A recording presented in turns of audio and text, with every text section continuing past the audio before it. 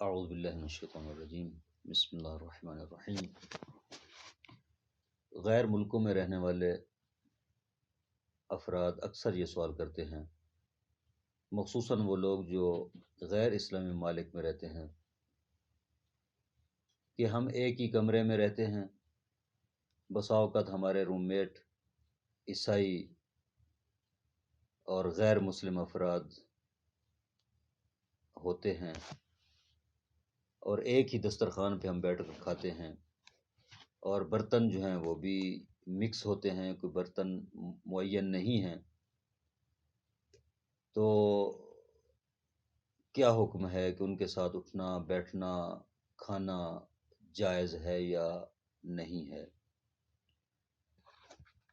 تو آیت اللہ سیستانی مدظ اللہ العالی اس کے بارے میں فرماتے ہیں کہ اہل کتاب کافر پاک ہیں، یعنی اہل کتاب وہ کافر ہیں کہ جو ایک ایسے نبی کی شریعت کے پیروکار ہیں کہ جن کے اوپر کتاب اتری ہے اور جو صاحب شریعت تھے، ان کے ماننے والوں کو اہل کتاب کہا جاتا ہے۔ ان کے نزدیک وہ پاک ہیں، ان کے ساتھ رہنا اٹھنا بیٹھنا، ان کے ساتھ ایک ہی برتن میں کھانے میں کوئی حرج نہیں ہے۔